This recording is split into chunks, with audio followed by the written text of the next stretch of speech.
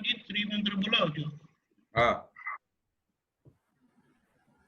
नमो वितरागाय, नमो वीतरागाय, नमो अरिहंताणम, नमो अरिहंताणम, नमो सिद्धाणम, नमो सिद्धाणम, नमो आयरियाणम, नमो आयर्याणम, नमो वज्जायाणम, नमो वज्रायाणम, नमो लोए सव साहुणम, नमो लोए सव साहुणम, ऐसो पंचन मुक्कारो, ऐसो पंचन मुक्तारो, सव पावपणासनो, सवपावपणासनो, मंगलाणम च सव्वेसिम, मंगलाणं च सर्वेसें, परमं हवै मंगलम।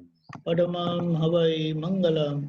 ओम नमो भगवते वासुदेवाय, ओम नमो भगवते वासुदेवाय, ओम नमः शिवाय, ओम नमः शिवाय। जय सच्चिदानंद। जय सच्चिदानंद। जय जय सच्चिदानंद सभी महात्माओं को। आज फिर भरत भाई एक नया पद लेके अनुवाद करके आए हैं। अब हम उनको ही बोलते हैं, हमें सुनाए। जय सच्चिदानंद भरत भाई, आइए। मैं वो पद अंदर वो रख देता हूँ। सभी महात्माओं को जय सच्चिदानंद।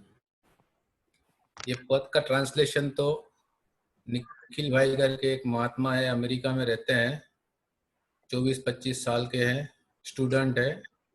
उन्होंने नेट से ढूंढ के कविराज को आके घर से मिलके ये सब कोशिश की है। उसमें थोड़ा इधर उधर करके हम कोशिश करते हैं कि इसको हिंदी में अनुवाद अच्छा हो जाए और सबका काम हो जाए इसके अंदर। जय सच्चिदानंद। जय सच्चिदानंद।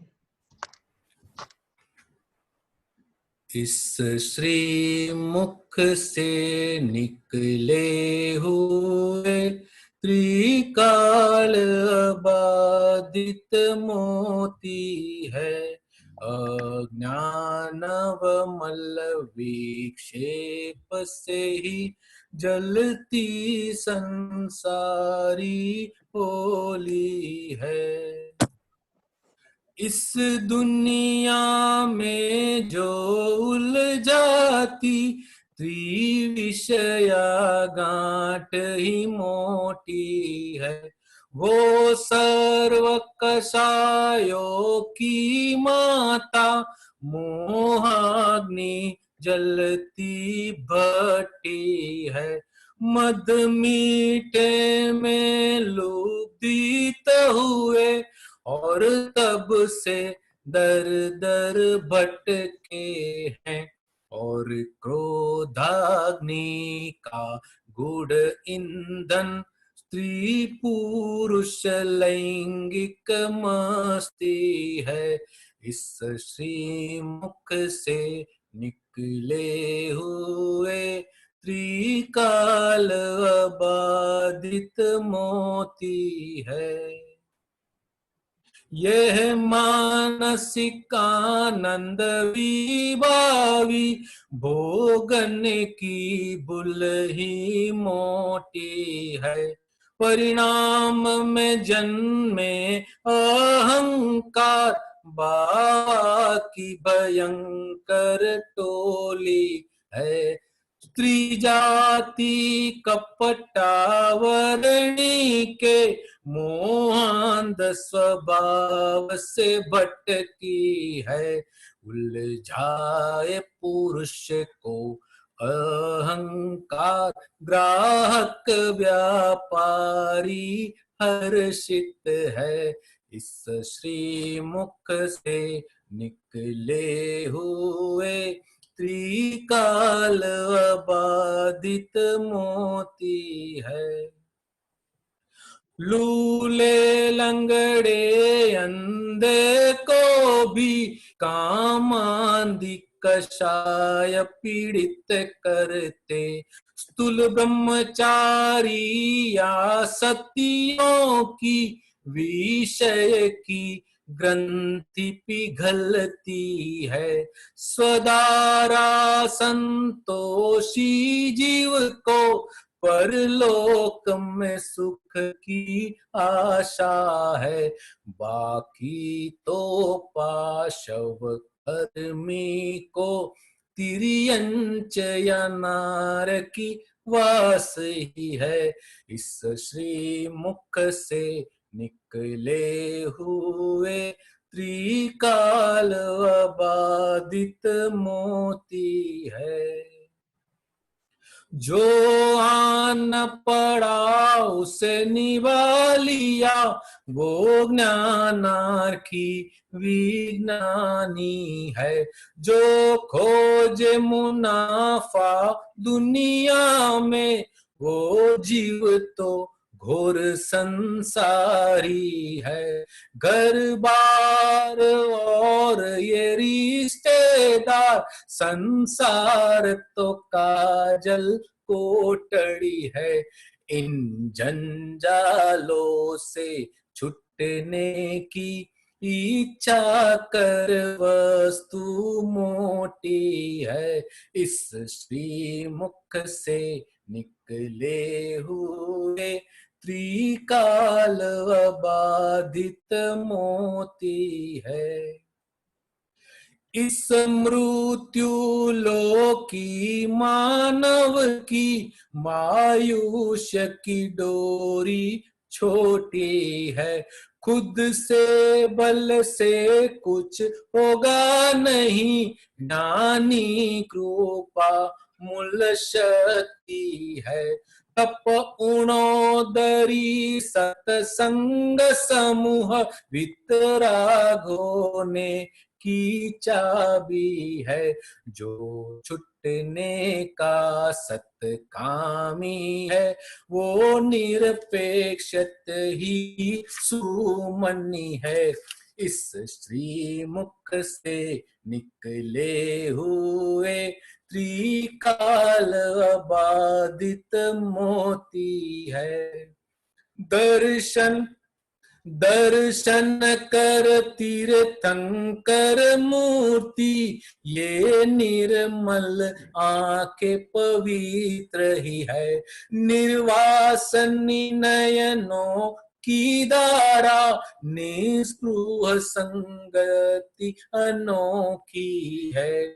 फंडामेंटल स्व आराधन, पांच आज्ञा में गुड़ चाबी है। इस दुनिया को है उपकारी, जिसने प्रज्ञाधार पचाई है।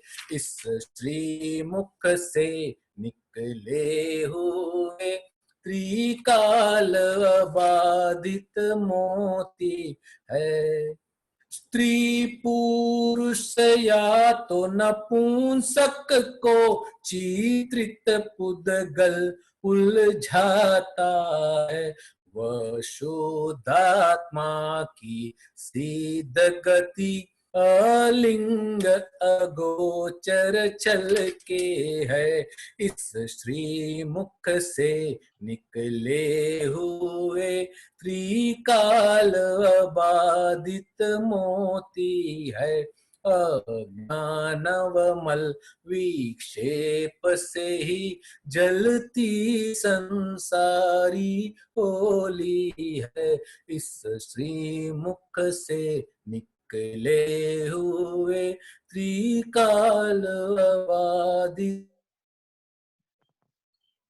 काल अबाधित मोती है। जय सच्चिदानंद। जय सच्चिदानंद। जय सच्चिदानंद।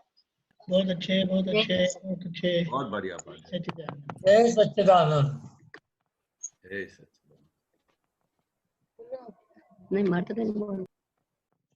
किसी को प्रश्न है तो बताइएगा।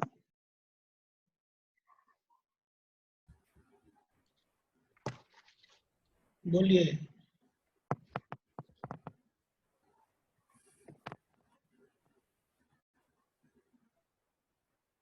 रानी जी आपको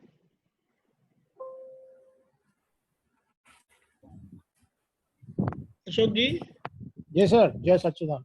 जय सच्चिदानंद बोलिए। एक सूत्र आया है, कोई भी संयोग को हमें प्राप्त हुआ है उसके प्रति फरियाद ना हो, इस प्रकार समाधान लाएं।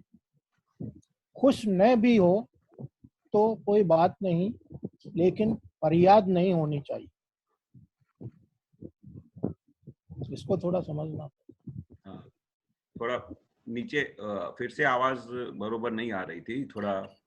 कोई भी संयोग हाँ जो हमें प्राप्त हुआ है हाँ, उसके प्रति फरियाद ना हो, बरोबर बरोबर। इस प्रकार समाधान लाएं। हाँ, खुश तो न भी हो तो कोई बात नहीं, लेकिन फरियाद नहीं होनी चाहिए। बरोबर। दादाजी क्या बोलते हैं कि कोई भी जो भी संजोग हमारे सामने आता है उसका जी। कोई भी आपके हाथ की खुद की सत्ता नहीं है। जो संयोग आता है उसका समाधान करो, वो हमारे हाथ की सत्ता नहीं है। वो साइंटिफिक सर्कमस्टेंशियल एविडेंस के हिसाब से जो भी संयोग इकट्ठे हो रहे हैं हमारे जीवन में उसका समाधान करो, क्योंकि हमारे बस की खुद की सत्ता नहीं है। जो भी संयोग आया वो निकाली है, हम उसका हर्ता करता नहीं है, वो निकाली है। उसको देखो ये कौन सा संयोग आया है, उसका फिर हिसाब से उसको पृथक्करण करो कि हमारे कोई संयोग का, क्योंकि ये ज्ञान समझने के बाद, ये विज्ञान समझने के पास हमारे पास और कुछ है ही नहीं। अभी हमारे पास क्या कुछ बचा है? सिर्फ दो ही चीजें बची है, शुद्ध आत्मा और पांच आज्ञा और ये संयोग। जो भी अभी संयोग तो हमारे बस में है नहीं। जो भी हम लास्ट बर्थ में चार्ज करके आए हैं उसके हिसाब से जो भी संयोग आएगा उसका जो हमारा पुण्य है या पाप है जो उसका तैयार हो जाएगा उसके हिसाब से संयोग इकट्ठा होएगा, फिर वो हमको सुख या दुख दे के चला जाएगा। अभी ये जो पूरा साइंस है उसको अभी हम कुछ नहीं कर सकते। जो हम लास्ट बर्थ में चार्ज किया था अभी इस बर्थ में डिस्चार्ज हो रहा है, तो अभी हम उसमें कोई चेंज कर सकते हैं? जो लास्ट बर्थ में हमने पुण्य किया या पाप किया उसके हिसाब से जो भी संयोग हमको अभी इस बार इकट्ठा हुआ, तो वो अभी हम उसको चेंज नहीं कर सकते। पर हम उसके अंदर उस संयोग को देख के उसका संभाव से निकाल करके उसका समाधान करके उस संयोग को हम आगे जाने के लिए बोल सकते हैं। क्योंकि कोई भी संयोग जो भी आता है वो परमानेंट नहीं रहता है, उसका वियोग होने ही वाला है। वो हर एक संयोग का वियोग होता ही है। तो अभी करना क्या है? तो जो भी संयोग आता है उसमें अपने को देखने का है, उसको जानने का है। वो अपने को कुछ हरकत करता नहीं है, कोई तो हमको तकलीफ नहीं कर देता है। जी सर, जी सर, जी सर। सही है। Thank you sir. एक ये और था सर, टकराव। हाँ। अगर टकराव होता है तो वह हमारी दुर्बलता है, निर्बलता है। हाँ, बरोबर है। जो टकराव होता है, किसी के साथ अथरामन होता है, टकराव होता है, तो अगर जो समझदार आदमी होएगा, जो विचारशील आदमी होगा, तो वो टकराव होने ही नहीं देगा। जो विचारशील आदमी होएगा वो टकराव होने ही नहीं देगा, क्योंकि वो जो टकराव हो जाता है तो उसमें किसकी वीकनेस है? हमारी वीकनेस है, वो निर्भरता है। निर्भरता है। अगर निर्भरता नहीं हो तो कैसा भी संजोग इकट्ठा हो, टकराव वाले एटमॉस्फेयर में आप आ जाते हो तो भी आप टकराव नहीं होने दोगे। अगर आप वीक नहीं हो, दुर्बल नहीं हो, मजबूत हो, दादा की साइंस को आपने समझा है, तो दादा ने बोला कि कोई भी टकराव होता है उसका आप उसको ऐसे संजोग में आप टकराव नहीं होने दोगे। तो आपने इस ज्ञान को समझा, आपने इस विज्ञान को समझा और ऐसे एटमॉस्फेयर में टकराव नहीं होने दिया तो आप वीर हो। और अगर टकराव होने का संजोग आ गया और उस समय आप टकराव में आ जाते हो तो आप दुर्बल हो, कमजोर हो। तो ये दुर्बलता है, बहुत बड़ी वीकनेस है कि अगर संजोग आता है दुर्बल टकराव का, तो उसमें आप उस टकराव को उसका संभाव्य निकाल नहीं कर सकते हो, तो आपकी दुर्बलता है। पर विज्ञान ऐसा है कि कैसा भी एटमॉस्फेयर हो, कैसा भी संजोग अथरामण का आ जाए, टकराव का आ जाए, उस समय आप टकराव नहीं होने दो तो आप वीर हो। जी सर, जी सर। जय सच्चिदानंद। जय सच्चिदानंद। जय सच्चिदानंद। हिमाबेन नहीं है? हाँ, शबनानी जी, एक मिनट बोलिए। ब्रिज कुमार जी बोलिए। जय सच्चिदानंद। आ रही आवाज? जय आ रही है आवाज। जिसे हम जागृति समझते हैं वहां पर प्रमाद बैठा है, वो हम नहीं जानते। ये क्या है? क्या ये ज्ञान सूत्र में है। हाँ, फिर से बोलिए। जिसे हम जागृति समझते हैं हाँ वहां पर प्रमाद बैठा है, वो हम नहीं जानते। हाँ हाँ हाँ। वो जो हम अपने समझ से जागृति समझते हैं वो वहां पर प्रमाद है। एक्चुअली जब मैं जहां पर नहीं हूं वहां पर वो आरोप करता है कि मैं हूं, ऐसा उसका जो जागृति रहता है उधर प्रमाद है। बरोबर। खरी जागृति कहाँ है कि आप अलग है, आप शुद्धात्मा है, उसका आपको निरंतर लक्ष्य में रहता है, वो खरी जागृति है। आप हर एक जीवात्मा में जब शुद्धात्मा देख सकते हैं, हर एक जीवात्मा में भगवान देख सकते हैं, वो खरी जागृति है।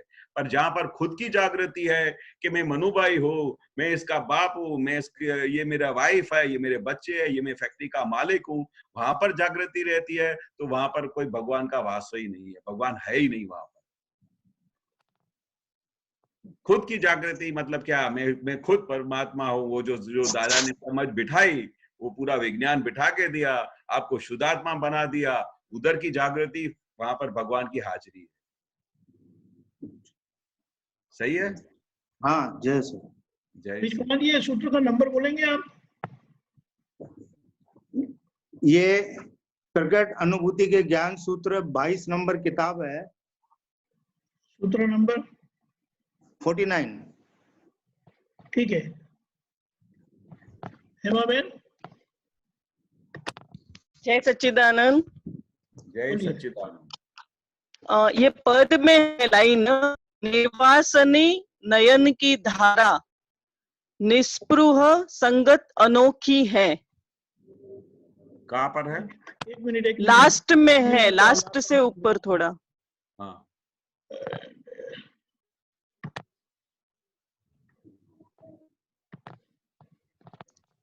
सबसे लास्ट अंजे से ऊपर है। ना ये लो, दिखाई देता है केशवानंद जी? हाँ हाँ हाँ। निर्वासनी नयनों की धारा निस्पृही संगति अनोखी है। निस्पृही नहीं जी, हाँ। जो निस्पृही अपने को जिसके साथ संगत हो गया है हमारा, निस्पृही है, जो कविराज ने दिखाया कि निर्वासनी, जो जिसमें कोई वासना नहीं है, ऐसे जो नयन है, ऐसी जो नयन की धारा है, वो निस्पृही संगति अनोखी है। जो अपने को निस्पृह बना देता है, उसकी जो हमारे पास संगत मिली है वो अनोखी है।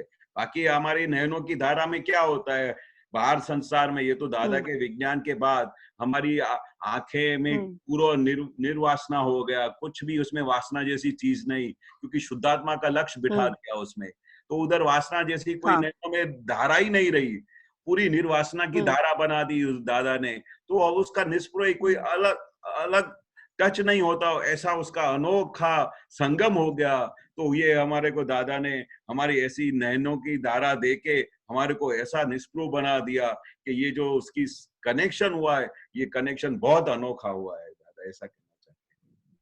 हाँ जी, हाँ जी। और उसका नेक्स्ट लाइन है, फंडामेंटल स्व आराधन 5 आज्ञा में गूढ़ चाबी है। और ये तो बहुत बड़ा वाक्य है। ये 5 आज्ञा की जो चाबी क्या है दादा बोलते हैं, फंडामेंटली कि दिन रात स्व आराधना के मैं शुद्धात्मा हूँ, ये स्व की आराधना है, मेरे अंदर भगवान परमात्मा बैठे, दादा भगवान बैठे, वो उसका फंडामेंटल है, बेसमेंट है।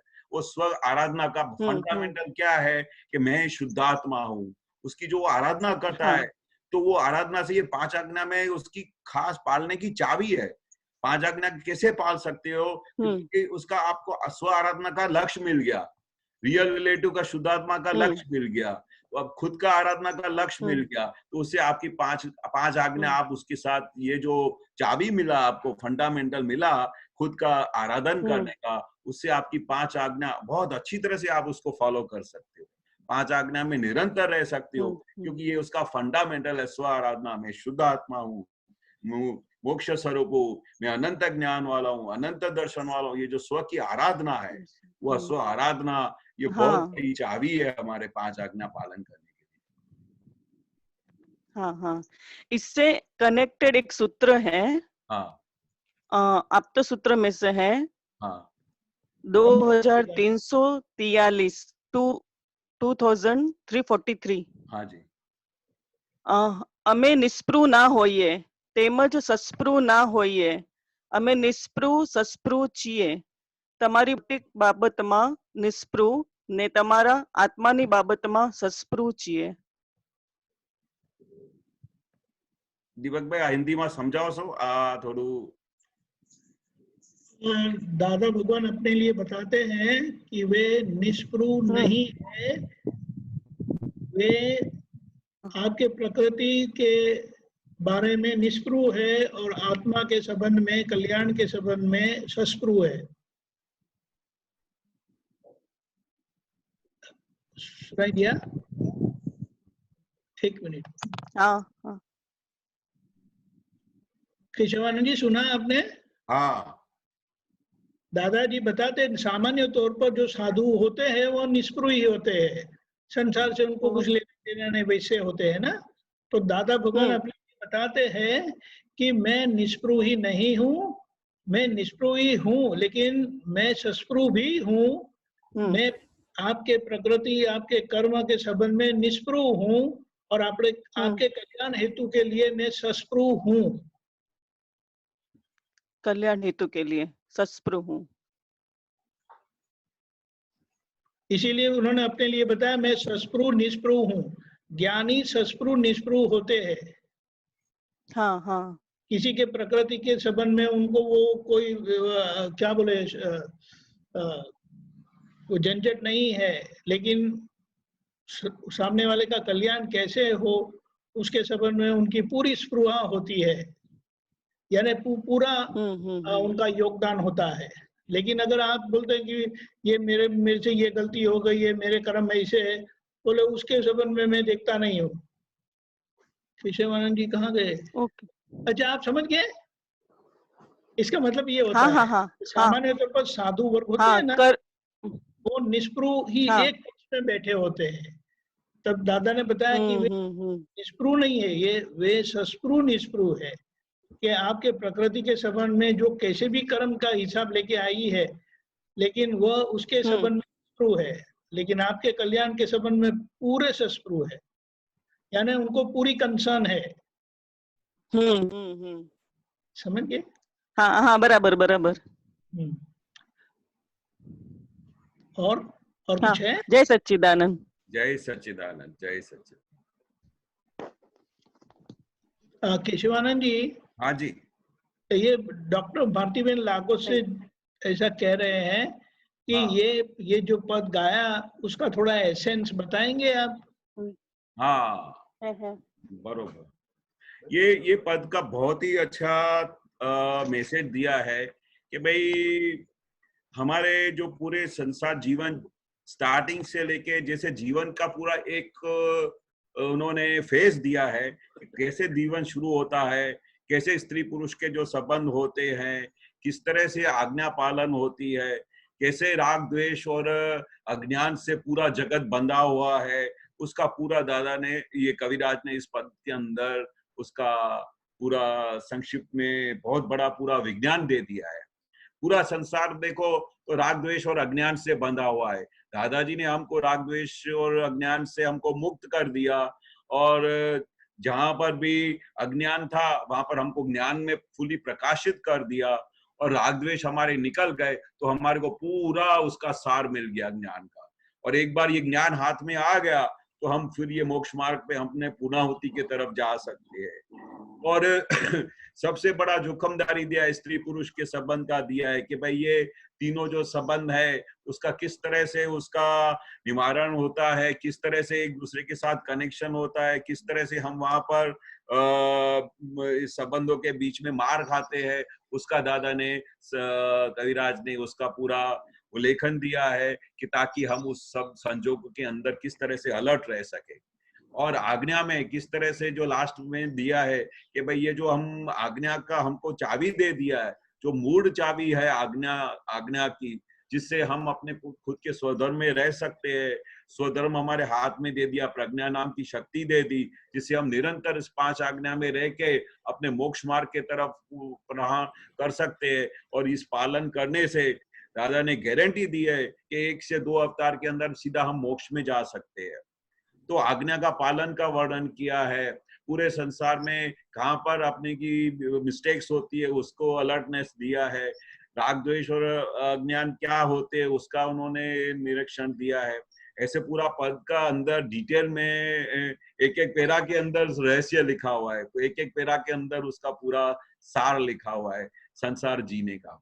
और ये ज्ञान मिलने के बाद हमारा पूरा जो देह है, जो हमारा नक्की हो जाता है कि अभी मुझे मोक्ष में जाने का है, उसकी वजह से वो पूरा देह खुला हो जाता है।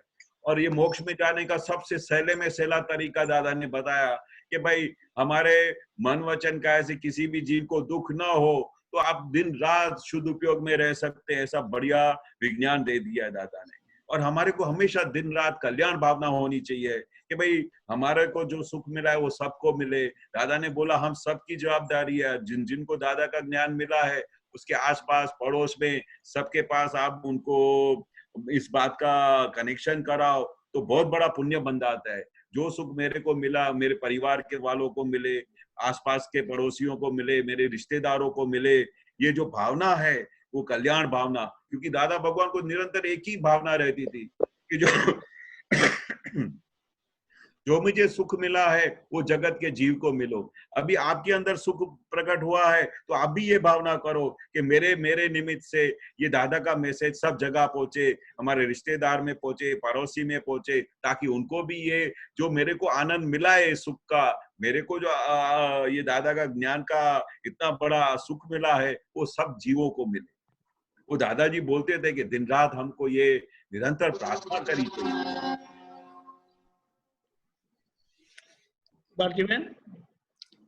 ओके, जय सच्चिदानंद। जय सच्चिदानंद। केशवानंद जी अपने रमेश जी जयपुर से पूछ रहे हैं, कहाँ है रमेश जी? हाँ रमेश जी, ये आपने जो पूछा है वो क्या है? पर्याय संसरण कषाय। हाँ, ये क्या है पूरा जरा बताएंगे तो समझ में आए। पर्याय संसरण कषाय के बारे में समझो। पर्याय संसरण और कषाय, तो ये तीन शब्द का मतलब क्या है? हाँ, इनका तीनों का हाँ ओके, थ्री। ये केशवानंद जी, ये तीन शब्द का मतलब क्या होता है? पर्याय, संसरण और कषाय।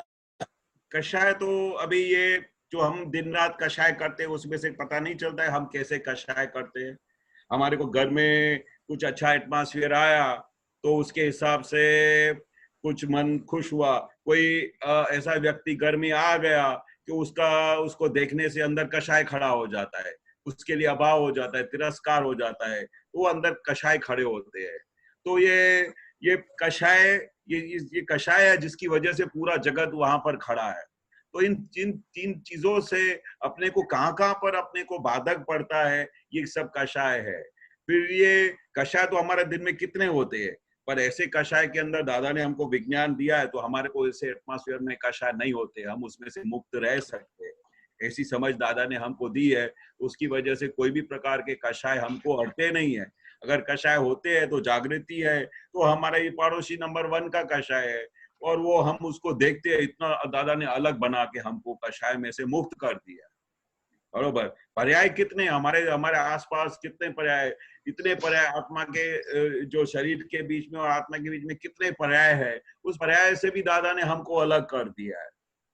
बरोबर। तो ये पर्याय भी हम उनको भी हम देख सकते हैं, जान सकते हैं कि भाई ये पर्याय ऐसा है, अभी जो पर्याय आया है उसका इस तरह से निकाल करने का है। आत्मा सब चीजों से अलग है, कषाय से भी अलग है, पर्यायों से भी अलग है। हम एकदम शुद्ध आत्मा है और हमको दादा ने अलग कर दिया है। अब ये जो भी चीजें संसार में दिखाई देती है उसको हमको देखने का है, उसका हमको ज्ञाता दृष्टा रहने का है। बस ये जो भी हमको दिखाई देता है ज्ञाता दृष्टा से देखने का और अपने स्व में रहने जैसा है। स्व से बाहर कहीं जाने जैसा नहीं है। जो ये विज्ञान मिलने के बाद इन चीजों में पढ़ने जैसा नहीं है। अभी जो कुछ भी होती है वो अपने पड़ोसी की होती है, फाइल नंबर 1 की होती है, उसका अपने को हर एक चीज का समाधान करने का है। जो भी पर्याय आते हैं, जो भी कषाय आते हैं, जो भी चीजें आती है उसको अपन अलग होके देखने का है, ज्ञाता दृष्टा में देखने का है। कोई चीज अपने को अड़ती नहीं है। ये ज्ञान मिलने के बाद हमारे को कोई भी चीज हमको अड़ती नहीं है, हमको टच नहीं कर सकती है। इतना दादा ने छुट्टेपने का ज्ञान दिया है, इतना अलग होने का विज्ञान दिया है। आप ख्याल आ गया? और संसरण के बारे में क्या है?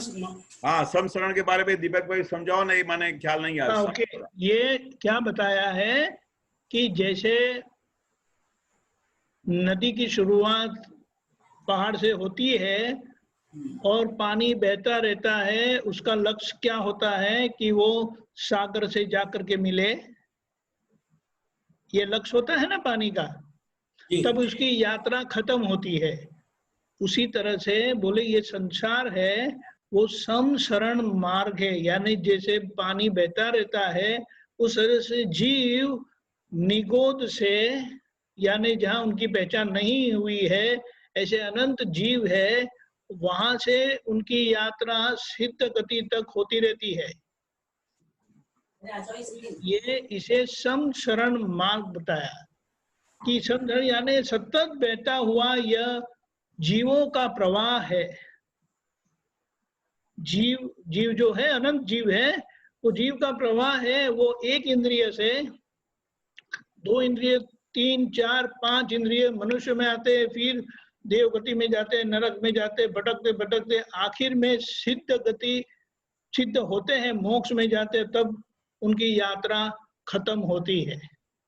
तो यह कहा कि यह समसरण मार्ग है, बहता हुआ पानी जैसे है, वो पहाड़ से निकलकर सागर तक जाता है, वो पानी बहते ही रहता है ना जी, रमेश जी, समझे? हाँ इस बिल्कुल। तरह से ये जीवों का प्रवाह है। अगर ये समसरण मार्ग में अगर ज्ञानी पुरुष मिल जाते हैं तो हमारा भटकना बंद हो जाता है और हम मोक्ष में चले जाते हैं, फिर भटकना नहीं होता है जी, जो हमारा हुआ है। ठीक है, जय सच्चिदानंद। जय सच्चिदानंद। जय सच्चिदानंद। जय सच्चिदानंद। और किसी को प्रश्न है? हाँ अतुल जी, 1 मिनट, सॉरी, हाँ 1 मिनट, हाँ बोलिए।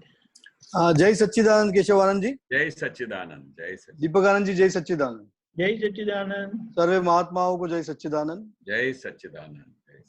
मुझे ये सवाल 2 दिन से चल रहा है, कल से चल रहा है, मतलब कल इवनिंग से। कल शाम को जो सत्संग था जयवेश आनंद जी का,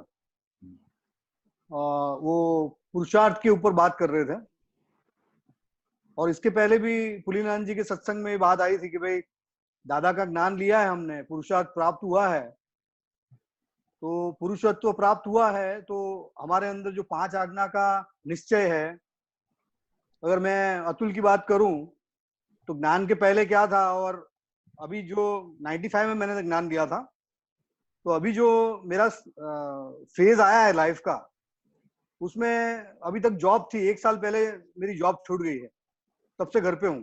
तो सत्संग का माहौल ज्यादा मतलब निश्चय तो था ही पहले से कि कहाँ है, नौकरी में उलझे हुए हैं, तो तभी टाइम नहीं दे पाते थे सत्संग के लिए। सुबह उठ के विधि करनी, सब कुछ इरेगुलर था, मतलब सब कुछ हौच पौच था। दादा के जो मार्गदर्शन में चलना चाहिए एक महात्मा को ज्ञान लेने के बाद, वो कुछ भी था ही नहीं, समझ लीजिए ना आप। वो लगता था, बुद्धि दिखा दी कि तुम ज्ञान में ही हो, पर उलझे रहते थे काम में ही। बरोबर। और कषाय भी होते थे, वो भी दिखता था। सही बात। पर 1 साल में मैं अगर कंपेयर करूं तो ये जो ठहराव आया है उसमें क्या हुआ है कि रेगुलर रोज सुबह उठ के विधि करनी, और सत्संग कभी छोड़ता नहीं हूं मैं। अच्छा। और इतनी निराकुलता है दादा के ज्ञान के वजह से, बरोबर। तो मुझे दिखता है कि अतुल के अंदर परिवर्तन हो रहा है। बरोबर बरोबर। तो ये जो ठहराव आ रहा है, और ये जो अभी लेटेस्ट जो अभी 1-1.5 महीने से चल रहा है लॉकडाउन की वजह से सत्संग, तो वो भी हम अटेंड करते हैं, तो बहुत कुछ खुलासा हो रहा है। बरोबर। पर जयमेश आनंद ने कल जो बात की थी उसमें उन्होंने बताया कि पुरुषार्थ, ये जो कुछ भी हो रहा है, ये सत्संग भी कर रहे हैं हम लोग लॉकडाउन में, ये भी प्रारब्ध, ये प्रारब्ध ही है। बरोबर। मेरे को कंफ्यूजन और सवाल ये है कि हम जब आज्ञा का पालन करते हैं तो हम मन वचन काया को देखते हैं, वो अंदर जो बाबा रूपी जो अभी अहंकार रहा है, जो निर्जीव अहंकार कहते हैं, कि पहले मैं अतुल था और अतुल से भी फ्रैक्चर होके अभी वो इंटरिम गवर्नमेंट का भाग हो गया। तो हम कॉन्स्टेंटली ऑब्जर्व करते हैं फाइल नंबर 1 को हाँ। और उसको ले आते हैं कि भाई तुझे संसार में नहीं पढ़ना है। जैसे महाभारत की सीरियल चलती है, तो अभी 7:30 का सत्संग होता है और 7 से 8 महाभारत है, बरोबर, तो अंदर बहुत कश्मकश चलती है। बरोबर, अतुल को महाभारत देखना होता है, सही बात है, और मैं अंदर से उससे बात करता हूँ कि भाई नहीं भाई सत्संग अटेंड करना है हमको, बरोबर, और उसको खींच के लेके भी आता हूँ।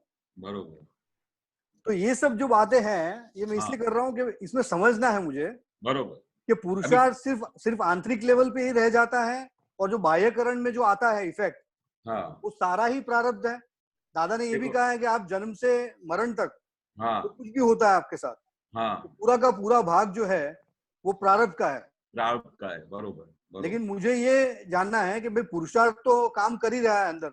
हाँ, अभी खरी रीते क्या है, दादा बताते हैं कि पुरुषार्थ और प्रारब्ध को समझने के लिए पूरा वर्ल्ड में दादा बोलते हैं कि उतनी उसकी समझ पड़ नहीं सकती है, क्योंकि उनकी लेवल ही नहीं है प्रारब्ध और पुरुषार्थ को समझने के लिए।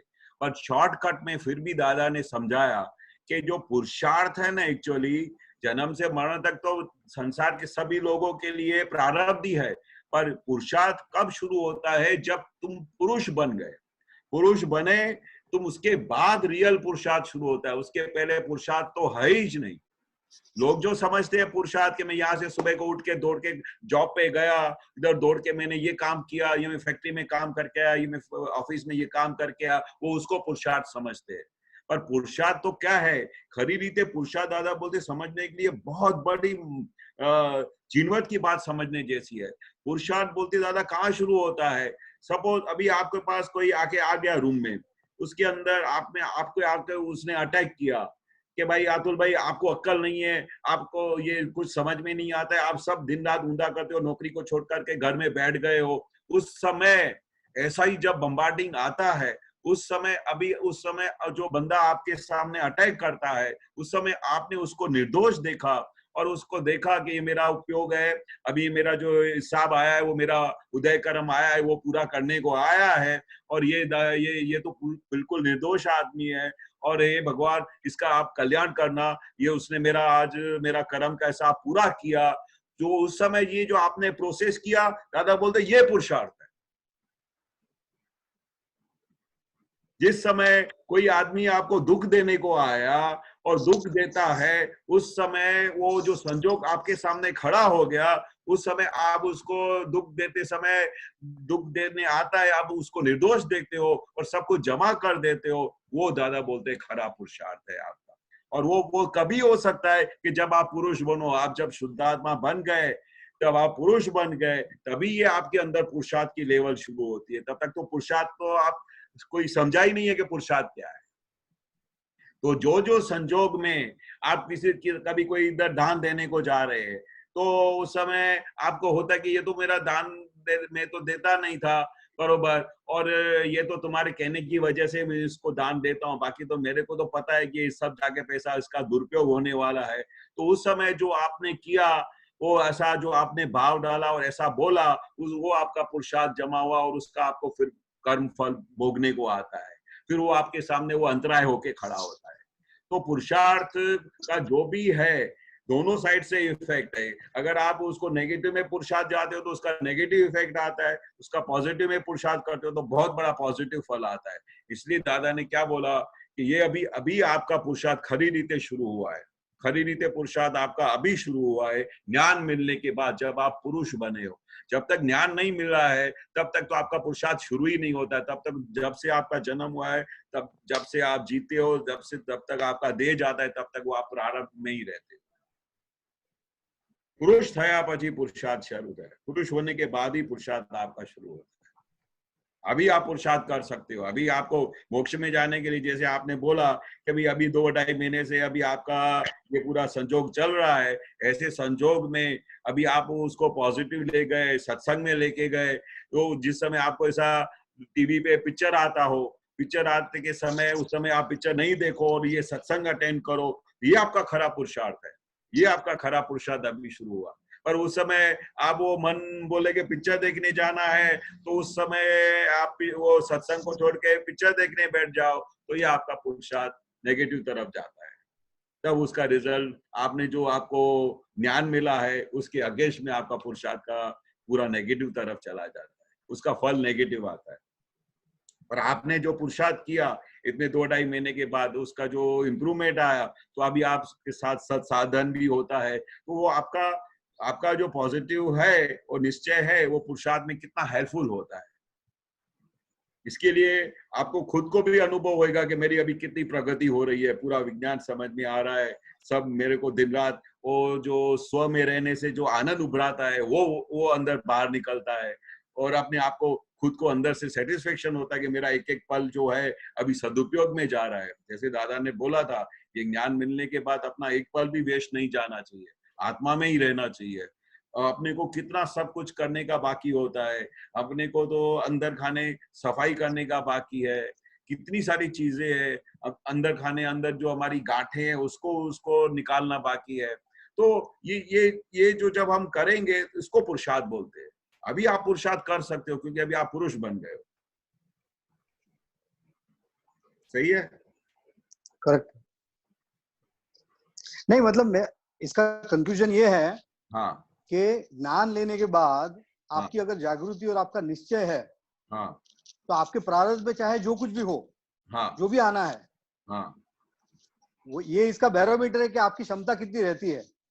हाँ, वो पुरुषार्थ में जाता है, राइट? पुरुषार्थ में जाता है ना, क्योंकि अभी आप पुरुषार्थ कर रहे हो ना, पहले आप पुरुषार्थ तो कर ही नहीं सकते हो। जब आप जानते ही नहीं थे कि आप अतुल कौन है, तो पुरुषार्थ तो वहां से शुरू भी नहीं होता है ना। अभी आपका पुरुषार्थ शुरू हो गया है, क्योंकि अभी आपको ज्ञान की हाजिरी में आपको एक एक पल का पता चलता है कि भाई अतुल भाई क्या कर रहे हैं, अभी उनका उपयोग क्या हो रहा है। अभी वो आपको लगता है कि मेरा टाइम वेस्ट जा रहा है, तो आप इसके अंदर हैंडल मारते हो कि नहीं, मुझे रियल रिलेटिव देखने का है, किसी भी हालत में मेरा उपयोग नहीं खराब होना चाहिए। तो इसको अभी आपका खरा पुरुषार्थ अभी शुरू हुआ है, और ये पुरुषार्थ आपको आगे मोक्ष की तरफ लेके जाएगा, आपकी जागृति की तरफ लेके जाएगा, आपके हर एक संयोग में आपको समाधान देगा। अभी आपका पुरुषार्थ काम करेगा बहुत। और इधर ज्यादा बोलते हैं पुरुषार्थ की बहुत जरूरत है, दोनों साइड से, अंदर आत्मा की तरफ से, बाहर की भी तरफ से। तो आपके बाह्यकरण में निर्मलता अगर आती है, हाँ, तो यहाँ कंफ्यूजन मेरे को क्या है कि भाई पुरुषार्थ की वजह से आप ज्ञान में रहते हो, उसकी वजह से जो फाइल नंबर है उसमें जो पहले कषाय दिखते थे वो निर्मूल हो गए हैं। हाँ, कषाय तो निर्मूल तो होते नहीं है। कषाय तो अभी कषाय धीरे धीरे अभी एंड तक तो कभी संजोग आपको नहीं मिला है, इसलिए आपको लगता है कि अभी 2.5 महीने से संजोग शांत है, तो आपको लगता है कि कषाय नहीं है। पर ऐसा कोई संजोग आपके सामने ऑफिस वाला आ जाएगा तो खड़ा हो जाएगा, तो उसी समय आपका पुरुषार्थ शुरू होएगा। अभी आपको ऐसा लगता है कि अभी कषाय नहीं है, कषाय निर्मूल तो कब होएगा कि धीरे धीरे धीरे धीरे अभी ये जो संजोग आएंगे, कभी ऐसा संजोग खड़ा हो गया, आपके ऑफिस वाला आदमी आके खड़ा हो गया आपके सामने ऊंधा सीधा बात करने लगा, तो उस संजोग में आपकी क्षमता रही, उधर फिर आपका पुरुषार्थ काम करता है। अभी आपका कंप्लीट नहीं हो गया है, कंप्लीट धीरे धीरे होता जाएगा, पर अभी आपको संजोग सब शांति का है। घर में आप एक रूम में बैठे हो, बाहर से कोई भी संजोग आपको डिस्टर्ब नहीं करता है, तो आपको लगेगा कि शायद बिल्कुल खलास हो गया।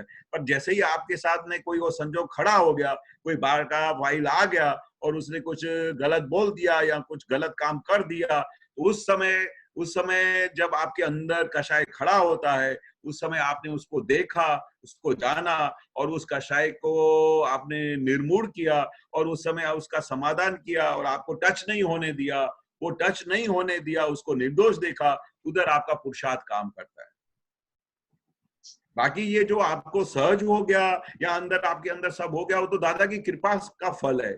जो उन्होंने ज्ञान दिया है, वो उसकी कृपा के फल की वजह से आपके अंदर अंतस्करण बहुत सहज हो गया, आपके चारों तरफ से शांति हो गई, आपका समाधान हो गया, आपको सुख मिलता है। ये दादा की कृपा का फल है, वो ज्ञान का फल है। वो ज्ञान की जो हमारे पे दादा ने विधि करके वो हमारा सब साफ कर दिया, जिसकी वजह से हमको ये अभी प्रतीति बैठ गई है, और उसका अपने को सुख उभराता है। क्योंकि जब छुट्टे हो जाते हैं ना, तब से ही अपना सुख बढ़ना शुरू हो जाता है। हम अलग हो गए, तब से हमारा सुख बढ़ना शुरू हो गया। तो अभी वो जो संजोग आया है, वो दादा की कृपा से आया है। पर अभी जो बाकी का जो अभी डिस्चार्ज में जो भी कषाय होंगे, जो भी वो संजोग आएंगे, वो तो आते ही रहने वाले हैं। उसको अपने को देखते जाने का है। मन में विचार क्या विचार, मन कोई बंद नहीं हो गया है, हमारा मन वचन काया, तो वो जो वर्डगन हमको लगी हुई है वो तो हमारे जब तक देह है तब तक रहने वाला है, अंतस्करण हमारा रहने वाला है। पर अंतस्करण में अगर मन में किसी के लिए अभाव होता है, कभी किसी के लिए भाव खराब होता है, वहां पर अपने को उसको यू टर्न मार के उसको वापस लेके आए कि ये तुम क्या कर रहे हो, उसके लिए किस तरह से आप उसका विचार गलत कर रहे हो। तो ऐसे जो आप करोगे तो उसका फिर आपको नेक्स्ट बर्थ में फिर फल भोगने को आएगा। इसलिए उस समय आप वो उसको साफ करके, उसको निर्दोष करके, खुद पश्चाताप करके फिर अंदर प्रतिक्रमण करते हो, वो सब पुरुषार्थ में जाता है। क्योंकि ये जो प्रोसेस है, ये तो जब तक हमारा केवल ज्ञान नहीं होता है तब तक ये चलने वाला है। ये जब तक है ये चलने वाला है। ये रोज के संजोग आते रहेंगे और रोज के संजोग में हमको वो पुरुषार्थ को साथ में लेके चलने का है। और जिस समय ये संजोग आते हैं, अभी आपके हाथ में खरा पुरुषार्थ अभी आप कर सकते हो। पहले जब तक आप अतुल भाई से एकाकार थे तब तक तो पुरुषार्थ तो शुरू ही नहीं होता है। तब तक तो आपकी बात सही है कि जब से जन्म होता है, जब से देह छूटता है, तब तक वो प्रारब्ध ही रहता है। करेक्ट। पर खरा पुरुषार्थ अभी शुरू हुआ है, ज्ञान मिलने के बाद, ये समझ मिलने के बाद। बाकी आज जो आपको सहज रहता है, वो सब कुछ रहता है, वो दादा की कृपा का फल है।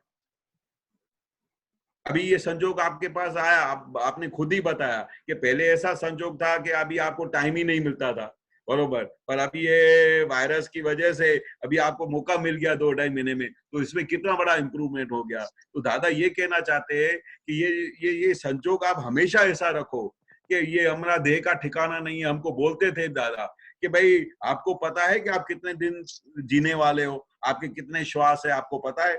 फिर पूछते थे आपको पता है कि इतनी हाई कर रहे हो तो आप अपने साथ ऊपर क्या लेके जाने वाले हो। ये हमसे बार बार सवाल करते थे दादाजी। जब अपने को पता ही नहीं है कि हम कितने श्वास लेके आए हैं, दादाजी बोलते हैं, और ऊपर कुछ लेके जाने का नहीं है, तो सहज रीते तुम अपना जीवन व्यवहार में जो भी ड्यूटी मिला है सहज रीते करो। लक्ष्मी का बहुत आराधन करने की भी जरूरत नहीं है। जितना लक्ष्मी के बाद पीछे दौड़ोगे उतना लक्ष्मी आपसे दूर जाएगी। तो लक्ष्मी को क्या है कि वो सहज रीते, जैसे सहज रीते ही आती है। जो तुम्हारा लास्ट बर्थ का पुण्य किया है उसके हिसाब से लक्ष्मी आती है। उसमें आपको इतनी कोई हाई करने की जरूरत नहीं है। ये तो आप अज्ञान दशा में कि मैं बहुत मेहनत करूंगा, बहुत ये करूंगा, बहुत काम करूंगा तो लक्ष्मी आएगी, ऐसा नहीं है। लक्ष्मी की दादा बोलते हम इच्छा ही नहीं किया लाइफ में, एक बार भी लक्ष्मी के बारे में सोचना। लक्ष्मी सहज रीते आती है। जो तुम्हारा हिसाब है लास्ट बर्थ का, जो लास्ट बर्थ में आपने पुण्य किया है, उस पुण्य के हिसाब से आपको जो लक्ष्मी आने वाली है वो आने ही वाली है।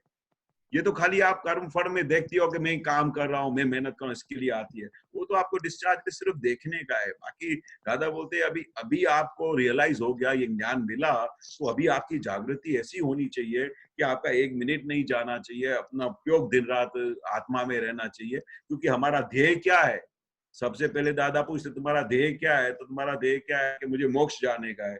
और अभी आपका ध्येय नक्की हो गया, तो अभी हमारा पुरुषार्थ भी हमको हाथ में मिल गया, तो अभी हमको सहज रीते उस डायरेक्शन में दौड़े जाने का। जय सच्चिदानंद। जय सच्चिदानंद। जय सच्चिदानंद। जय सच्चिदानंद स्वामी जी। जय सच्चिदानंद। हाँ स्वामी जी, ये होता है कि अगर हमारा कोई काम समय पे हम नहीं करते हैं तो हमें ना चिड़चिड़ आने लगती है कि जैसे बहुत सारे काम हो, तो उस वक्त एक अंदर से बहुत ज्यादा व्याकुलता होने लगती है। हाँ। तो एक सिस्टमेटिक तरीके से फाइल नंबर 1 के साथ हम कैसे डीलिंग करें कि वो सिस्टमेटिक हो सके। बहुत अच्छा है। बहुत आप उसको क्या कर सकते हो कि मन को पहले तो स्टडी करने को सीखने का कि भाई मन क्या बोलता है। सबसे पहले क्या होना चाहिए कि भाई आपको नहीं समझ में आता है तो उसका एक नोटबुक लेके बैठने का, उसका ग्राफ बनाने का कि भाई मेरे को किस बात पे चिढ़ चढ़ती है, क्यों ऐसा, कौन सा काम करने का है। तो माइंड में ऐसा प्लानिंग करने का कि भाई मैं सबसे पहला ये काम करती हूँ, उसका लिखो, फिर दूसरा काम, फिर तीसरा काम, ऐसा ग्राफ बनाने का। ग्राफ बनाने के बाद फिर एक एक काम को अटेंड करने का। तो वो इस तरह से प्लानिंग करके आप करोगे तो कहीं चीड़ भी नहीं होएगी। सब काम एट अ टाइम। मन बोलेगा कि अभी मुझे अभी किचन में काम करने का, फिर थोड़ी देर बाद मन ऐसा बोलेगा अरे किचन का काम मैं बाद में करती हूँ, मैं पहला अपने बच्चों को इधर ऐसा करती हूँ, फिर मैं बोलती नहीं पहले मैं घर की सफाई कर लेती हूँ। तो उसमें क्या होता है, सब काम रखड़ते हैं। तो बहुत माइंड को क्लियर करने का, माइंड को स्टडी करने का और ग्राफ बनाने का, कौन सा काम पहले करने का जो मेरा फर्स्ट प्रायोरिटी है, ऐसा प्रायोरिटी करके उसको लिस्ट बनाने का, लिस्ट बना के एक एक काम को अटेंड करने का, तो आपको बिल्कुल सहज रीते सब काम आपके हो जाएंगे। पर एट अ टाइम सब काम को अटेंड करने को जाएगी तो सब माइंड भी खराब होएगा, फिर वो काम नहीं होएगा तो आपको चिड़चिड़ा होएगा। तो फिर अपन उसको अपने आप से बात करने का कि मैं पहला ये काम करूं तो इसमें मेरे को फर्स्ट प्रायोरिटी है, तो इसमें मैं करूं तो अच्छा है ना। फिर अपने आप से बात करने का, परमिशन लेने का, बरोबर। तो आपने अपने आप से परमिशन लिया कि मैं ये फर्स्ट काम पहला किचन का खाना बना लेती हूँ, फिर वो काम अच्छी तरह से बन गया, फिर अपने आप को शाबाशी देने का कि चलो आपने बहुत अच्छी तरह से काम निपटा दिया। इस तरह से बात करने का, चलो अभी सेकंड काम कौन सा करने का है, तो अभी घर की सफाई करनी है, चलो अभी इस काम को ले लेते हैं। फिर उसमें अभी वो प्लानिंग तीसरा काम नहीं लेके आने का, तीसरे काम को फिर स्टॉप करने का, फिर तीसरे काम को वो तुम्हारा घर का सफाई का काम हो जावे, उसके बाद फिर बोलने का चलो ये भी काम अच्छा हो गया। तो उस समय फिर आपका मन चिड़ा नहीं होएगा क्योंकि आपने उसको सक्सेसफुली काम किया। फिर अपने आप को शाबाशी देने का, चलो ये भी काम हो गया। फिर उसके बाद तीसरा काम लेने का। ऐसा करते करते प्रायोरिटी वाइज सब काम कर सकते हैं और बहुत अच्छी तरह से कर सकते हैं। मैं आपको अपना खुद का एग्जाम्पल दूं, मैं 2-2.5 महीने से घर में बैठा है, तो 2 महीने से घर में बैठा है, घर में कोई काम करने वाला नहीं आता है, कोई भाई नहीं आती है, तो मैं सुबह को 5 बजे से उठते हैं, 5 बजे से उसके बाद विधि करते हैं। मैंने सब पूरा शेड्यूल बनाया और इतना अच्छा शेड्यूल बनाया कि 5 से लेके 7 बजे तक मैं प्राणायाम करता हूँ, योगा करता हूँ, फिर 7 से लेके 8 बजे लेके मैं सब विधि करता हूँ, फिर उसके 9 बजे के बाद फिर मैं पूरा सब घर का काम करता हूँ, फिर मैं पूरा गार्डनिंग करता हूँ, फिर मैं चारों तरफ से सफाई करता हूँ, सब काम करता हूँ। और उस समय काम करते समय मैं केशव से काम करवाता हूँ, मैं खुद नहीं करता हूँ। और जब मैं किसी से केशव से काम करवाता हूँ तो मुझे छुट्टा बना रहता है, तो कोई कंफ्यूजन नहीं रहता है। अच्छा काम होता है तो सब लोग बोलते हैं बहुत अच्छा काम किया, गलत हो गया तो बोलेगा क्या करूं, आज व्यवस्थित में ऐसा था, मेरा थोड़ा तबीयत ढीला था, ऐसा करके सब बात करके उसका समाधान करता हूँ। पर कभी भी सुबह से लेके 8 बजे से लेके रात को 12 बजे तक जब तक मैं सोता हूँ, एक सेकंड के लिए भी मन चिड़चिड़ा नहीं होता है, एक सेकंड के लिए भी मन खराब नहीं होता, क्योंकि हम अलग होके काम करते हैं। बहुत मजा आता है आप इस तरह से। और फिर ऑल द टाइम बात करने का, केशव ये काम किया, बहुत अच्छा किया, और ये इसमें थोड़ा कचाश रह गया, चलो कल से मैं इसको थोड़ा बहुत सुधार दूंगा। इस तरह से दिन रात बात करते। और जितना आप बातचीत करके बात करोगे उतना आपको अलग होने का एहसास होएगा, और जितना अलग होने का एहसास होएगा तो आप एकाकार होकर चिड़चिड़े नहीं हो जाओगे, आपको आनंद आएगा, एक एक पल जीने का मजा आएगा। ये दादा का साइंस ही ऐसा है, दादा का साइंस ही ऐसा है कि आपको हर पल समाधि रहे, हर पल आनंद रहे, मन चिड़चिड़ा हो ही नहीं सकता है। उसको क्या है, टैकल करने आना चाहिए, टैकल करने का अलग अलग स्टाइल में। मेरे साथ ऐसा होता है कि अगर मैं कोई चीज प्लानिंग बना के करती हूँ तो नई नई फाइलें आ जाती हूँ उस दिन, और कुछ नया नया काम आ जाता है। बरोबर है। तो उसमें फिर दिक्कत आती है कि अरे अपने प्लानिंग करके करा था, फिर भी ऐसे क्यों हो रहा है। पर वो हमारे हाथ में नहीं है ना। अभी उस समय जब नया प्लानिंग आ गया तो ऑन द स्पॉट ज्ञान हाजिर होना चाहिए कि ये व्यवस्थित है, व्यवस्थित है, ये आज ऐसा उसको आना ही था, आज मुझे ये प्लानिंग था। अभी मैं सब जो रोज का रूटीन का काम करता हूँ, और रूटीन का काम करते करते अचानक मेरा भाई आ गया, अभी उस तरफ मैं उधर वो काम कर रहा था, तो मैं क्या करता हूँ, ऑन द स्पॉट उस काम को बाद में बाजू में छोड़ देता हूँ। सबसे पहले क्या ज्ञान हाजिर होता है कि ये मेरा फाइल आ गया, अभी फाइल आ गया, उसका मुझे संभाव से निकाल करने का है। तो सब काम बाद में बाजू में रख के फिर अपने भाई के साथ में बात करता है कि क्या हुआ, कैसा हुआ। और उसको ऐसा भी उस समय मन पे भी ऐसा एक भी रेखा नहीं आती है कि अरे ये कौन से टाइम पे आ गया, अभी ये मैं काम कर रहा था।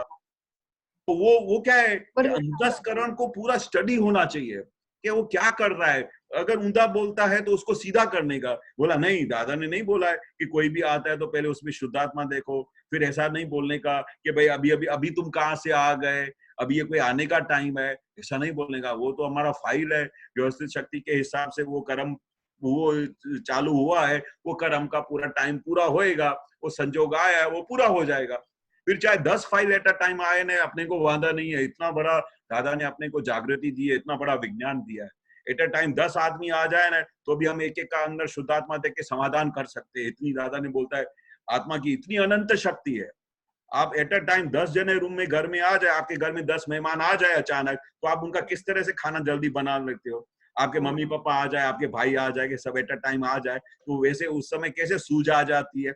नहीं आप चिंता मत करो, मैं फटाफट सब खाना बना लेती हूँ। फिर सबको आप किस तरह से आप उनको उधर खाना खिला देते हो, क्योंकि आपका उधर रस है। आपका जिधर जिधर रस रहेगा ना, उधर काम, उधर सूझ ऑटोमेटिक आ जाएगी और अच्छी तरह से काम हो जाएगा। जब तक आप उनको डायरेक्शन दोगे ना, डायरेक्शन, तो उस डायरेक्शन देने से, उससे बातचीत करने से हर एक काम अच्छा हो सकता है। फिर चाहे एट अ टाइम कितने भी फाइल क्यों ना आ जाए सामने। हाँ, ये होता है कि अगर हम सोच के बहुत ज्यादा सोच लेते हैं तो दिक्कत आती है, और एट ए टाइम अगर कोई काम आता है तो दिक्कत नहीं आती है। हाँ, तो वही है ना, अपने को सोचने का क्या है कि फ्यूचर हमारे हाथ में तो है नहीं, बरोबर। अपने को पता है कि भाई अभी मैं सुबह को 8 बजे ऐसा करूंगा कि 8 बजे मैं सीधा विधि करने बैठूंगा, पर वो अपने को टाइम, द्रव्य, क्षेत्र, काल, भाव सब जब इकट्ठा होता है तब कोई कार्य होता है। अभी उसी समय विधि करने बैठो तो कोई फाइल आ जाए तो आप क्या करोगे? तो आपने एडवांस प्लानिंग नहीं करने का। जो अगर एडवांस प्लानिंग करते हो तो हमारे हिसाब से कोई भी प्लानिंग चलती नहीं है, वो व्यवस्थित के ताबे में है। तो व्यवस्थित के ताबे में जो जो संजोग आता है, लिव इन द प्रेजेंट रहने का, जो प्रेजेंट में जो संजोग आया उसका समाधान करने का। ठीक है, हाँ, मतलब उसके पहले एडवांस प्लानिंग करने का बहुत जरूरत नहीं है, बरोबर। सहज रीते आप प्लानिंग कर सकते हो, सहज रीते ग्राफ बना सकते हो, मैं सुबह को ये काम करेंगे, पर उसके बीच में अगर कोई भी नई चीज आ गई तो उसका ऑन द स्पॉट समाधान करो और उनको ऑन द स्पॉट उसको सॉल्यूशन करो। और वो इतनी शक्ति दादा ने हम सबको दी हुई है, इतनी सूझ दी हुई है, इतनी समझ दी हुई है, क्योंकि अभी हम खुद से अलग हो गए। ये हमारा फाइल नंबर 1 है, हमारा पड़ोसी है, पड़ोसी के साथ कैसे डील करने का तो अपने को सब आता है। ठीक है, आया समझ में। ठीक, जय सच्चिदानंद। जय सच्चिदानंद। जय सच्चिदानंद। आखिर का एक सवाल ले पाएंगे? कोई है तो बताइए।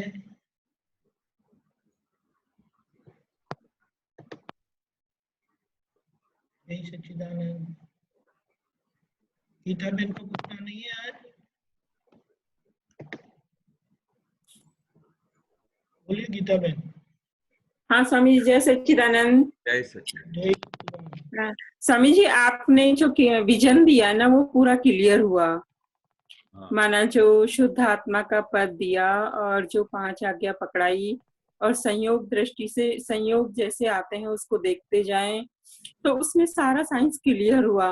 अब जैसे ऐसे लगता है कि कुछ पूछने और समझने को कुछ बाकी रहा नहीं। दादा ने इतना अच्छे से ज्ञान, इसको विज्ञान को, विजन को क्लियर किया है बहुत अच्छे से, और आप लोग फिर से समझाते हैं तो इसकी डेस्टिनी और अंदर बैठती जाती है कि हमको इन संयोगों से कैसे निकलना है। अभी कितना अच्छा आपने अच्छे से उनको जो बता दिया कि हर जो फाइल आती है, संयोग आते हैं, उसमें संभाव से कैसे निपटारा करना है। हाँ। तो कितना मतलब दादा का हमारे ऊपर, हम कितना मतलब उपकारी हैं दादा के कि इतना अच्छा ज्ञान जो लोगों को कभी नहीं मिला होगा, तप किया होगा, तपस्या किया होगा, पूजा किया होगा, क्या क्या नहीं किया होगा। हाँ। उस ज्ञान को आपके माध्यम से, दादाजी का ज्ञान जो हमें मिला, तो हम बहुत बहुत आभारी हैं आप सभी के। और ये लॉकडाउन के टाइम में तो और इसका विजन है ना बहुत और अच्छे से मतलब क्लियर हो गया। हाँ, सही बात। वो दादा बोलते हैं कि भाई अपने को समझ करके अपने को आगे बढ़ाने का है, समझ के ये पूरा विज्ञान को समझने का है। कहीं भी बाकी दादा ने तो एक बार ऐसा भी बोला था, मैंने आपको ऐसा ज्ञान दिया कि कुछ पूछने जैसा रखा ही नहीं है, ऐसा भी बोलते थे कि मैंने आपको कुछ पूछने जैसा रखा नहीं है। ये तो कोई शब्द जो है, कोई जैन पारिभाषिक शब्द है, भाई ये जो दादा के शब्द नहीं समझ में आते, वो समझने जैसी बात है। बाकी विज्ञान के तौर पे मैंने आपको पूरा क्लियर कर दिया है और कुछ करने के लिए मैंने रखा भी नहीं है। संयोग और फाइल का संभाव्य निकाल करो, 5 आज्ञा में रहो और इसका फल स्वरूप आप 1-2 अवतार में मोक्ष जा सकते हो। बाकी करने को क्या बोला है कि जितना भी फ्री टाइम हो तो हमारे अंदर जो सब भूत बैठे हुए हैं उसका उनको निकालने की कोशिश करो, क्योंकि उनको तो जानना तो जरूरी है ना, क्योंकि ये काम, क्रोध, लोभ, मोह, अहंकार, राग, द्वेष, ये सब अंदर बैठे हुए। ये अभी संजोग शांति के, इसलिए अपने को पता नहीं चलता है। बाहर का जैसे ही संजोग आता है तो फिर हमको उसके साथ ऑटोमेटिक ये विज्ञान लड़ने के लिए तैयार हो जाता है। ऐसे दादा ने हथियार दिए हुए।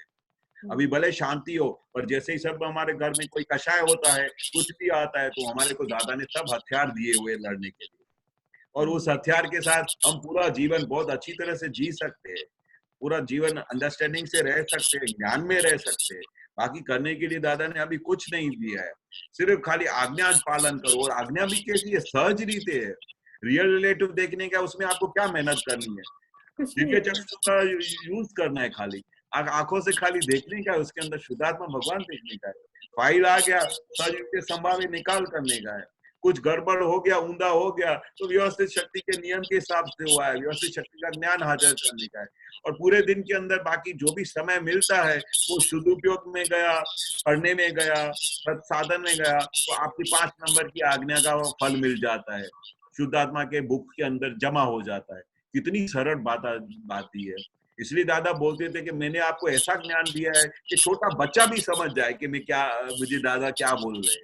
स्वामी जी, छोटा बच्चा तो नहीं समझ पाता। इसको समझने के लिए तो पता नहीं कितनी, मतलब भूमि जैसे किसान होता है ना, भूमि तैयार करता है पूरा, फिर उसमें फल डालता है, बीज डालता है, फिर धूप से और उनसे फल निकलते हैं। तो स्वामी जी समझ तो हम बहुत दिन से रहे थे, लेकिन जब ये दृष्टि जब हमारी अपनी खुद की हो जाए, जो दादा की दृष्टि है वो हमारी अपनी हो जाए, तब हम समझा कहाँ जाएंगे उसे।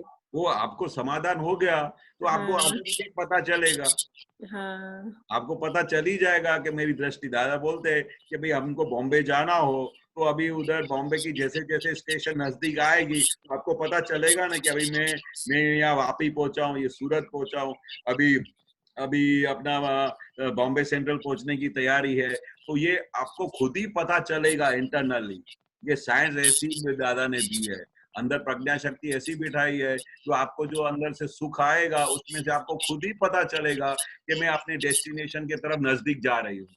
मेरा भी जो रास्ता है वो सही है, क्योंकि आपको समाधान मिल रहा है, आपको अंदर से सुख उभरा रहा है, आपके घर में कषाय नहीं हो रहे हैं, आप सबके अंदर शुद्धात्मा देख रहे हैं, हर एक फाइल का आप संभाव से निकाल कर रहे हैं। तो आप इस ज्ञान में कितना हाजिर है, और वो जो आप और किसी जीव मात्र को दुख नहीं दे रहे हैं, सबको सुख दे रहे हैं। तो ये जो सब जो आपकी प्रोसेस चल रही है उसमें से आपको तारण मिल जाता है कि you are on the right track. और पुण्य के हिसाब से तो आपको मिला है।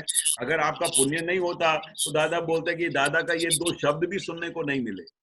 सही बात है स्वामी जी। आपका पुण्य जबरदस्त है जो दादा भगवान का विज्ञान सुनने को मिलता है। बाकी दादा बोले कि कितने जन्मों की पुण्य ही हो ना, तो दादा भगवान की बात समझ में नहीं आए लोगों को, और ये आपको बात समझ में आती है तो आपका कितना पुण्य है।